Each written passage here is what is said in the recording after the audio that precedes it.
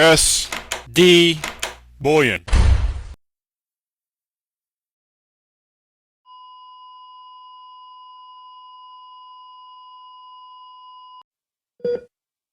This is the Doc with SilverDoctors.com. Joining us now is the Golden Jackass himself, Jim Willie. It's great to have you back on the show, Jim. Nice to be back. It's interesting how nothing stands still, does it? No, it sure doesn't. Well, why don't we get right into it today and talk about Morgan Stanley. In your latest hat trick letter, you've really pulled no punches, and you talk about the impending collapse of Morgan Stanley. So why don't you get down into the details and give us the news about Morgan Stanley, Jim? Okay, I got a notice from a subscriber almost 3 weeks ago. It was around the 9th or 10th of August.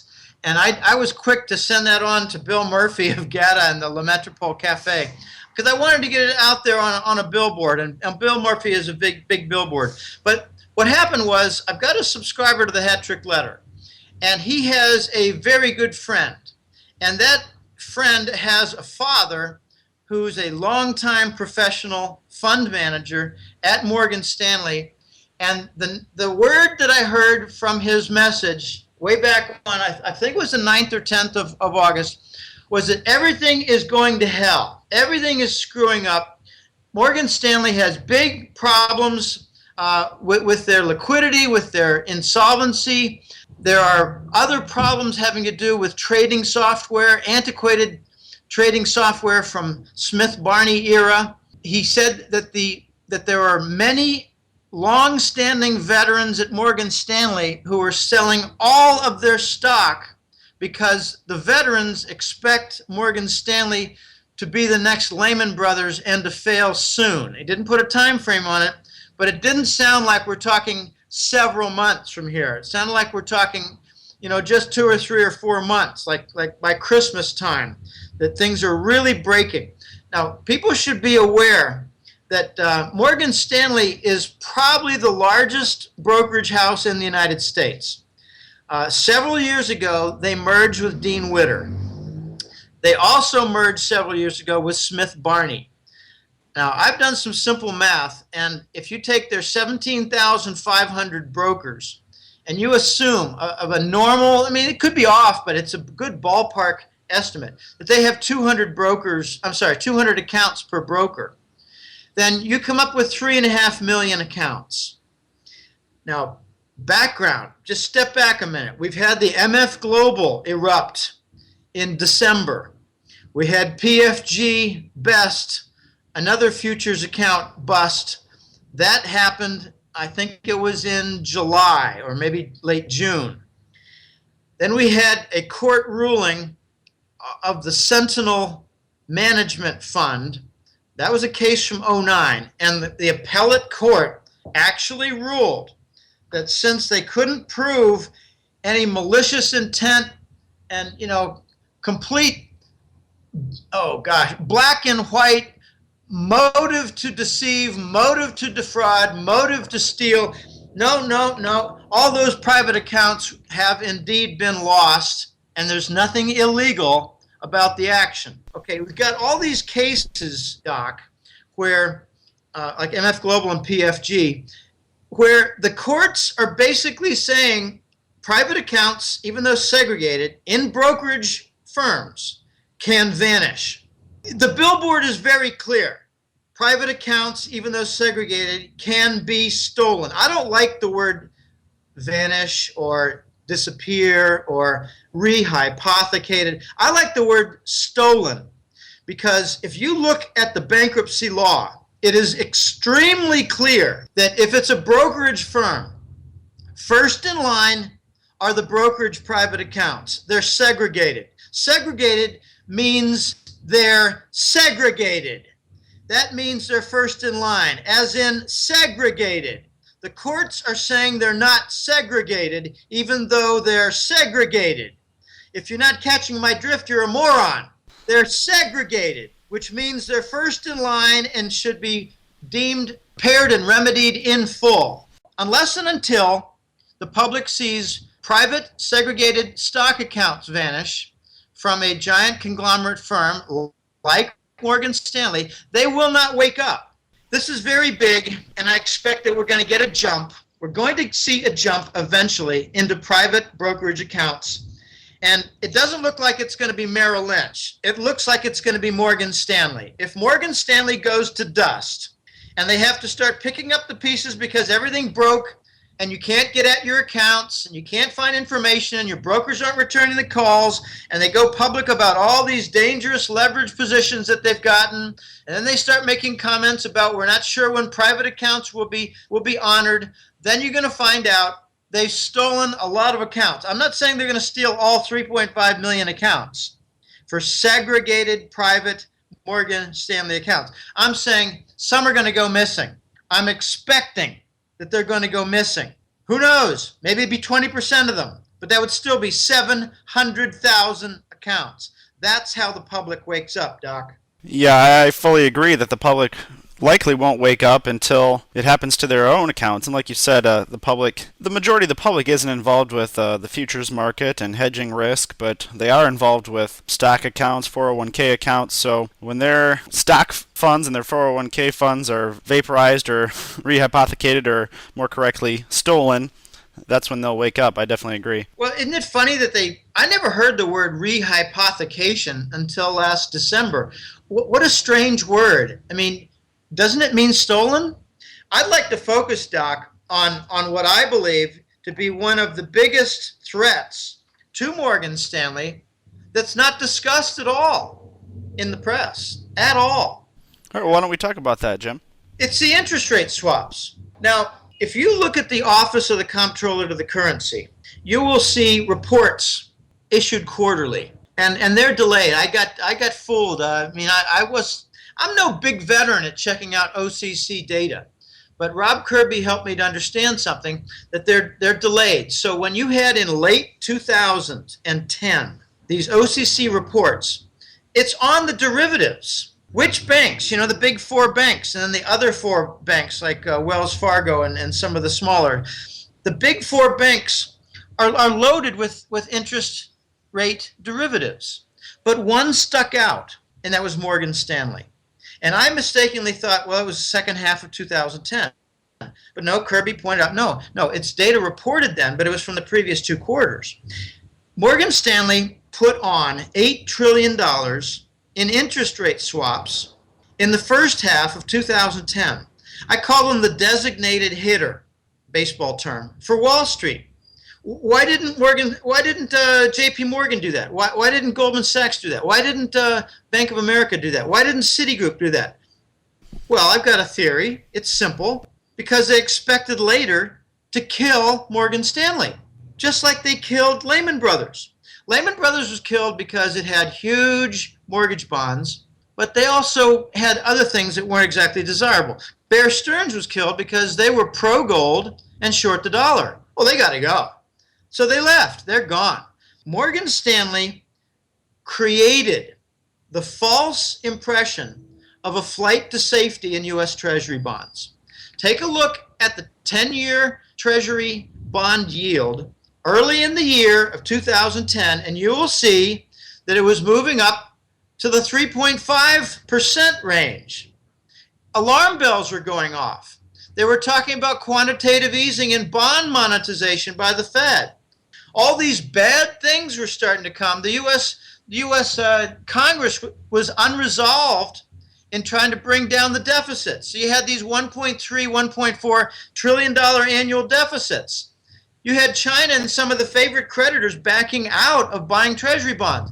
So what you had was more supply and less demand and a rising 10-year yield. So what happened? Oh, suddenly this tremendous flight to safety.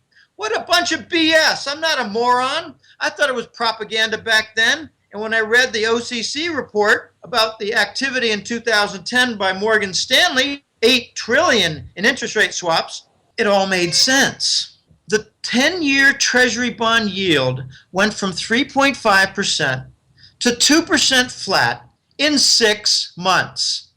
To make history, they called it a flight to safety.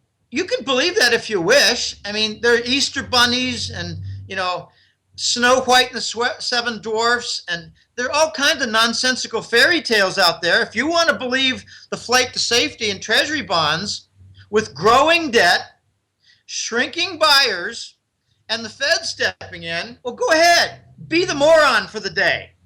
So we got the designated hitter of Morgan Stanley out there with a tremendous amount of interest rate swaps, and I believe they were set up as the Wall Street firm to fail. It's understood by experts in interest rate swaps that any kind of volatility, and there's some mistaken notions, and I did not fall into this trap, but if you get a rally, I called for a rally in very early June. I wrote a couple of articles. I called one The Black Hole and the other one The Tower of Babel. The Tower of Babel is the treasury bonds. The black hole is the interest rate swaps.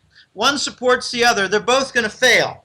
But when this all happens, it's going to get ugly. It's going to get uncontrollable. The point is that regardless of which direction the treasury bond on the 10-year goes, good or bad, up or down, sell or buy, it's very destabilizing for the interest rate swap.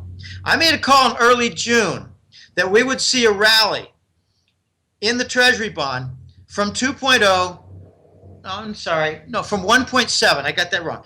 We were at 1.7% at the time, and it seemed low. I said, no, you ain't seen nothing yet. It's going down to 1.5.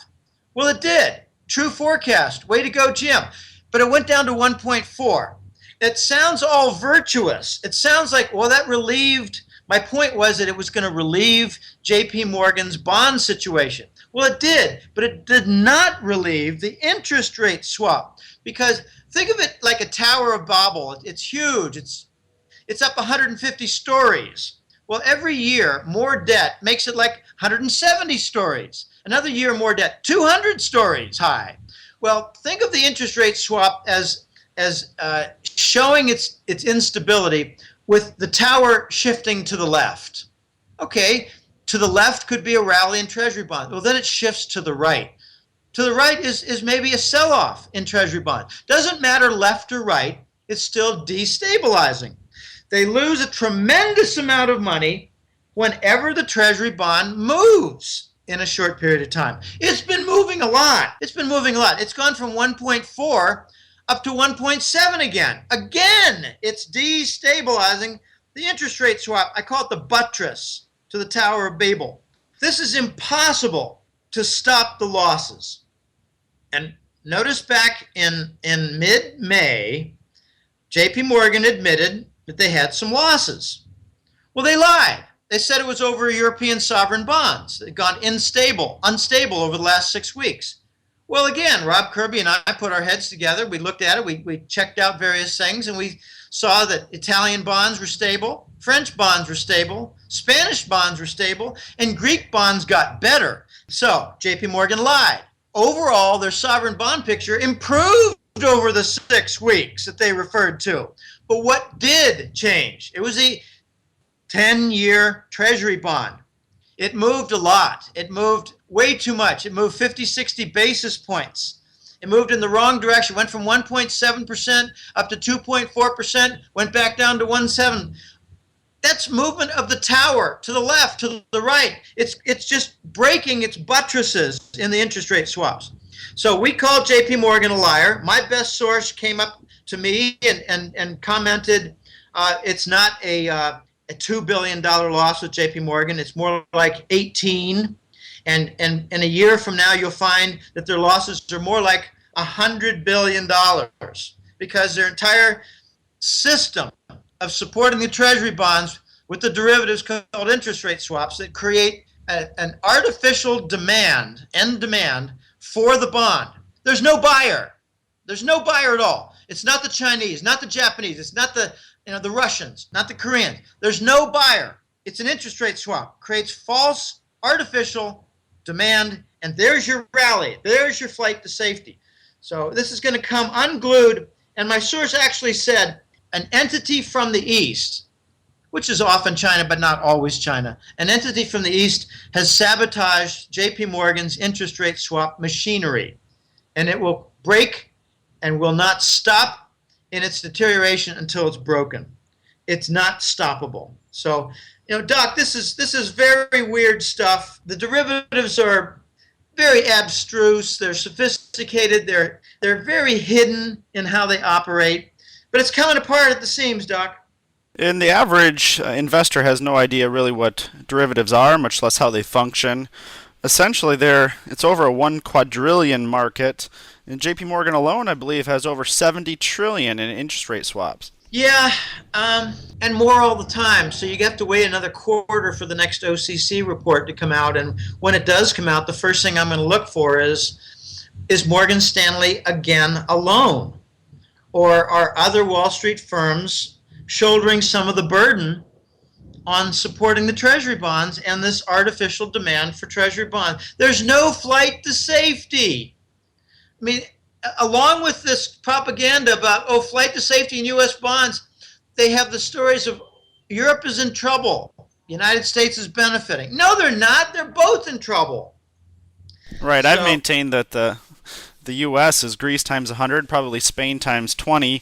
So the U.S. is in just as much trouble as Europe. It's just all the focus is maintained by the media on Europe right now. Jim, why don't we switch topics a little bit to discuss another issue that you've brought up in your recent letters, and that's the issue of allocated gold accounts. Again, we can call it rehypothecating or vanishing, but essentially it all comes back to stolen. Yes, it does. If I could just make a closing comment on the last topic. The European bonds are showing that they're broken by going to 7%. The U.S. government bonds are showing they're broken by going to 1.5%. When I asked my best source, a different fellow, a European banker, he's from Central Europe, I said, if Morgan Stanley goes kaput, what's likely to happen in Europe? And he said both Deutsche Bank, the flagship bank in Germany, and Crédit Agricole, which is one of the big three in France. Both of them are going to go to kaput, and it's going to put tremendous stress on the entire Western banking system. So if Morgan Stanley goes down, look for a few more to go down with it. All right. I call this topic that you introduced, I call it the great paper solution delusion. You know, I'm not trying to be too clever with my words, but it's a delusion. And this came about the whole concept came about for describing this when some smart friends of mine said, Jim, I don't understand. I just don't understand. If the big banks are naked short on the wrong side of gold, why don't they just print some money and make the margin call go away? And I said, because it's not that simple. Well, what do you mean it's not that simple?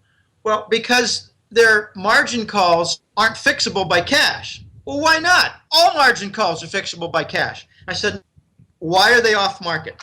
They're off market for any number of reasons. These cases involve banks that must come up with gold to get out of margin calls in off-market transactions. I'm just going to provide all the data, put it on the table, and then explain my conclusion, my deduction, because nothing is certain here. The banks have off-market transactions. Why are they off-market? If they're just standard run-of-the-mill French government bonds or Spanish government bonds or short gold futures, why are they off-market? I don't have a good answer for that immediately. Now, the next piece of information. My best gold source, he's a gold trader with over 25 years of experience. He's been really helpful to me in tipping me off a lot of things in advance. I don't want to get into the long list because it's a very long list of things he's tipped off. He said, since February 29th, 5,000 metric tons have left New York and London banks and been shipped to the east. And I say to China, he says, pretty much to China, but not entirely China, the same old thing. Now, that was something he told me in mid-July. So in March, April, and June, 5,000 metric tons, might have been early July, 5,000 metric tons were lost from the inventories of the cartel banks. I'm talking about Royal Bank of Scotland, Barclays, JP Morgan, Citigroup, Bank of America, Goldman Sachs. They're losing their gold. I kept asking him, why can only gold satisfy the margin call? He said, it's the nature of the contract. And I said, what kind of contract? He said, all kinds of contracts. They're not standard. I said, who's the counterparty? And he said, the same entity in the East that had the gold shipped to them. I said, who are they? And he said, I can't describe them. Okay, what on earth is going on? Why can cash not settle margin calls? What is the nature of these off-market transactions? Why can only gold be used to satisfy the margin call? And I've got a conclusion, a deduction. I can't prove it, but I can state it and say that a lot of fingers point in this direction. It is my conclusion, my deduction, that these cartel banks have improperly used allocated gold. And the Eastern entity is pissed off. They do not want their gold used in this way. They have an opportunity with the margin calls to demand the replacement of their improperly accessed gold from allocated, segregated accounts. It cannot be done, cannot be satisfied with cash because their original margin was posted with allocated gold improperly. This contact of mine has updated and said now that we're into August, this was a couple weeks ago, it's up to 6,000 metric tons of allocated gold. No, 6,000 metric tons that have moved east. And I'm deducing that it's largely allocated gold because cash cannot be used to settle a margin call. It sounds more complicated than it is. But the fact that it's off market rather, and only gold can satisfy it, means that gold was used in the setting of the margin. Okay, well, if they want their gold back, I'm suspecting and deducing it's allocated accounts. The same source says, you got this LIBOR case going on, Jim, and LIBOR is very important because what it does is it opens the door, lets the investigators in. They've got ample opportunity now with what they call discovery. You know, we want to discover, we want to open up and take a look at your books. We want to see what's going on with LIBOR. We want to know your collusion with other banks. We want the documents. We want the emails. We want some testimony. Okay, when that happens, they're getting access to other information. This source believes that the biggest scandal coming is not going to be LIBOR, but it's going to be the improper usage of allocated gold accounts. If 6,000 tons have been sent east, if 6,000 tons have been sent east to satisfy margin calls, if it's from allocated accounts, it's just the beginning. The same source told me in 2010 that he believes 20,000 tons of allocated gold accounts have been improperly used. In 2011, a year ago, he told me that perhaps at least 40,000 tons of allocated gold have been improperly used from segregated accounts, allocated accounts. Now he's telling me that at least 40,000 tons and perhaps 60,000 tons have been improperly used from allocated accounts. 60,000 tons is just a mind-blowing number. I mean, that's talking 8 times the official holdings of the U.S. gold reserves. And I would imagine, Jim, I'm not sure if your sources mentioned anything to you, but I imagine if this is happening with gold, this is happening with silver as well. Oh, absolutely. There's a tremendous amount of allocated silver gone. But what makes silver more acutely a problem is that the above-ground supplies have been depleted for a long time, I think 3 or 4 years. The big 6 billion ounce stockpile that Teddy Roosevelt ordered way back around 1910. The Teddy Roosevelt stockpile was depleted, and that was used by the military and the mint in the United States. That was depleted back about 2006 or 7. If you look at the annual output, you'll see that the silver is in decline. And now you've got all kinds of problems in South America regarding the mines and labor disputes and demonstrations. And oh gosh, in South Africa's in the news, they fired upon a crowd of gold miners. So I think output is in a bad way. I see big problems with steady, ongoing output declines. Now, if you want to look for an avenue on which the gold price can zoom and get up to some of the price levels that that a few analysts are coming up with, like Sinclair. I don't know what the latest, ultimate figure is, but Sinclair comes out with lots of arguments regarding money supply, regarding U.S. government debt, plus obligations, and comes up with figures like, a minimum of 9,000, but you use this argument, you get 18,000. Use this argument, you get 22,000 per ounce for the price of gold. You cannot expand the money supply in the manner that we've been doing so without seeing the gold price go up hand in hand.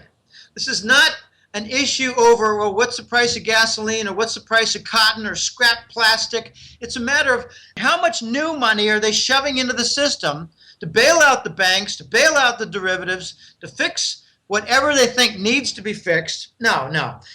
40,000 tons. Forget 60,000. It could be a 60,000 that's improperly used for allocated accounts regarding gold tonnage. If it's even 40,000, the fact, if the event comes where the cartel banks are going to have to replace that, under pressure of prosecution, under pressure of worse, like some of them are threatened or vanish to make the point. I call it the new sheriff in town, and that's what I call the enforcer who's working for this Eastern coalition that my source calls the Eastern Entity.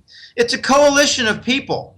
It's a bunch of different agents and buyers. It's a bunch of different attorneys. It's a bunch. They're working with the International Court of The Hague, by the way. And Jim, let's just allow ourselves to look into the future for a moment.